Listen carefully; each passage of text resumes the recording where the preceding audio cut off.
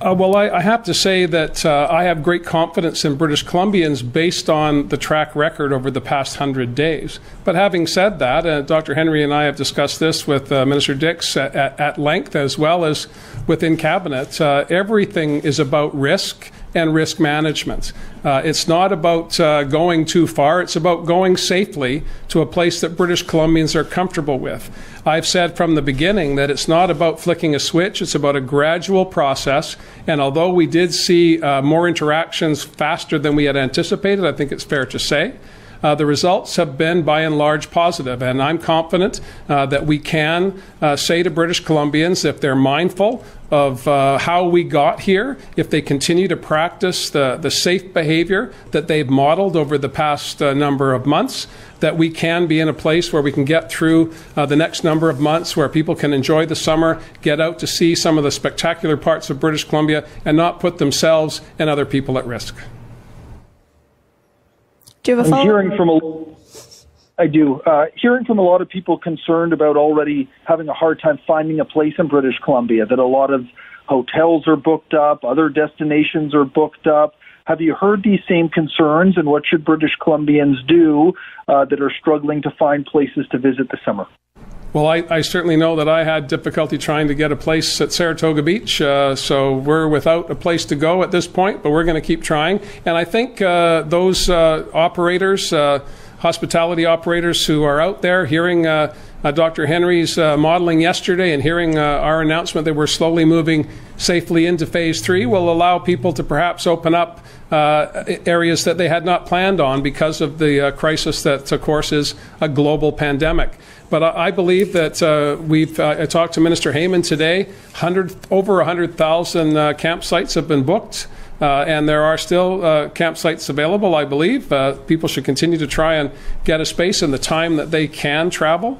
But it's going to be a challenge, but I think it's going to be a positive challenge for tourism operators. The biggest concern I have for our economic restart is the absence of literally hundreds of thousands of international travelers who have historically looked at British Columbia as a place to come and visit. That's going to have a profound impact on the tourism economy. We know that, and that's why it's more important than ever that British Columbians, if they can have the means to travel and to do maybe that special holiday that you've been waiting for a long time, instead of going somewhere else, do that right here in BC.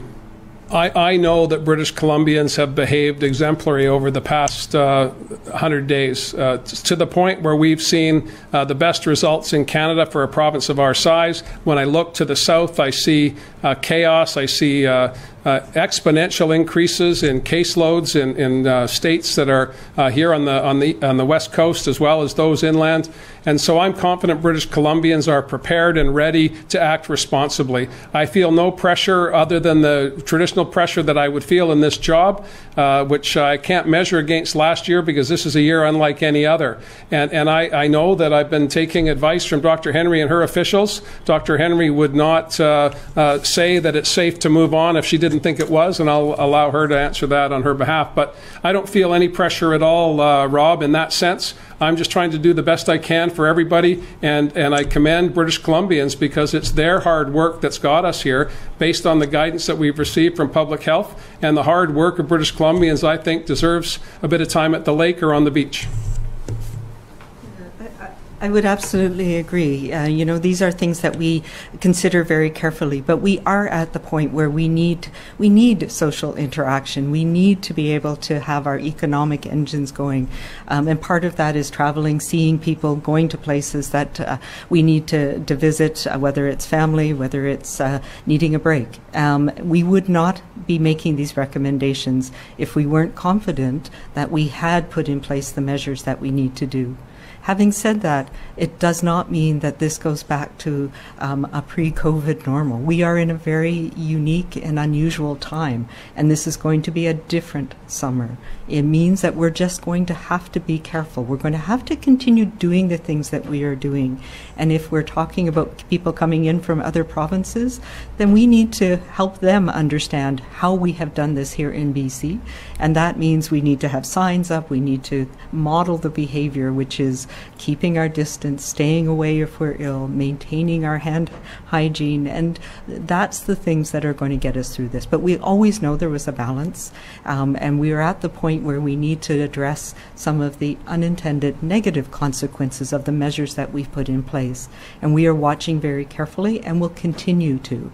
And the other part of it is making sure that we have the resources that we need to make sure we can find cases very quickly. So that's the testing capacity, which we have, plus the public health capacity to follow up on every case and make sure we can find all of the contacts very quickly and suppress any clusters that arise so that we don't have rapidly increasing cases, which is a long way to say. I think we're at that point now, but we need to do it as we have been, carefully and safely. I can speak from my personal experience. We were hoping that the middle of August would be a time that we would have an opportunity to get away. So we've been talking about that. We've been, surfing the net, looking for opportunities, places we'd like to go. I would be remiss if I didn't mention Barkerville. Certainly is a place that I love in the central part of British Columbia, just outside of Quesnel, where you could also go for a swim in the Cottonwood or walk through the Pinnacles. There's lots of places to go, and there's lots of capacity within the system. People should, if they have the time and have the ability, they should be planning their holidays right now. Well, Dr. Henry and I have never said that we were going to restrict the mobility rights of Canadians. We've always said, particularly with respect to people from Yukon and Alberta, our immediate neighbors, that if you didn't need to be coming to British Columbia, perhaps you should stay at home. Now that we're moving into phase 3, our message to them would be slightly amended to say, certainly if you're coming to British Columbia, be mindful of what British Columbians have done together to get us to a position where we can welcome people from other parts of the country. Our focus right now, of course, is on making sure that British Columbians can travel freely and enjoy British Columbia, but there are many border towns with Alberta, and indeed, Dr. Henry and I were talking about the Yukon is opening up to British Columbians, although there was a special amendment between the two jurisdictions because places like Atland, for example, depend on services in Whitehorse. Although British Columbia residents, they spend much of their time in Yukon territory, and so the Premier of Yukon and I have been working closely to make sure that those connections can be intact during this period. And to all those Albertans who have properties in British Columbia and spend much of their time in British Columbia, I'm certain that they'll be coming for the summer, and we welcome them. Also being mindful that we hope that they'll abide by the guidance of their neighbours on how to act and comport themselves while they're here for their safety and the safety of British Columbians.